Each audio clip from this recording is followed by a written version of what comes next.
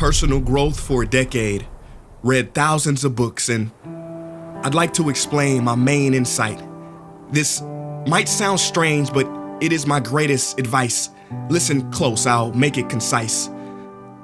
The quickest, most efficient way to change your life is to change your life.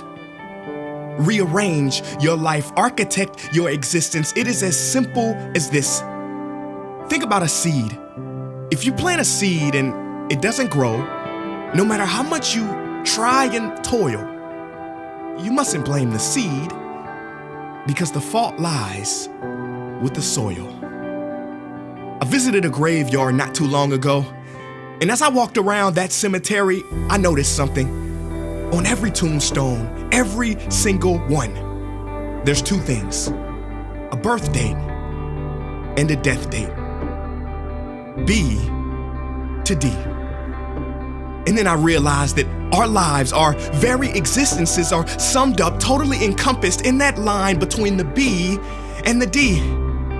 Maybe that's why they call it a lifeline, because our life is that line, and if our lives are in between the letter B and the letter D, in that joint, then that means our life is the C. And the C is choice. Now look, I'm not here to preach about life after death. I want to talk about something more important: life before death.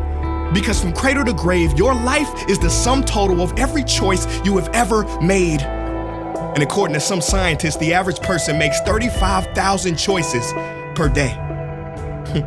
But I don't believe that. Because if people made that many conscious choices every day, their lives will be different. And most people are so asleep, with their head down, moving so fast that they don't see their choices are being made on their behalf. Let me explain. Do you know the number one predictor for how long you're gonna live? Is it A, blood pressure, B, exercise, or C, genes? It's D, none of those. New research shows the best predictor for how long you're gonna live is not your genetic code, it's your zip code. Zip code, look it up. Where you live decides how long you live, because your opportunity determines your possibilities. Your map determines where you get to. See, life is not like a box of chocolates. It's more like a restaurant, and your choices are limited to what's on the menu. Where am I going with this? I'm saying if you want to eat the real food of life, you must have the courage to order off the menu. Let me spell it out for you. Move, travel, change your environment, escape your comfort zone.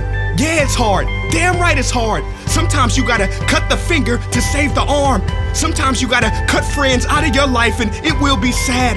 But you must hang with people with a common future, not just a common past. And don't worry about your mistakes.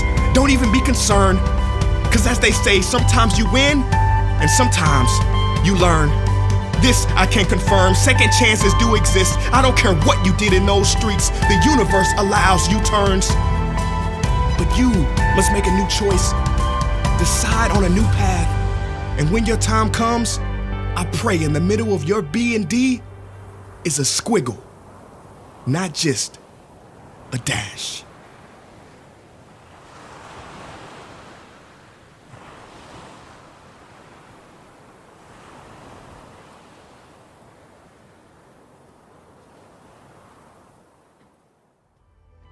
Thank you, Peacock, for sponsoring this video.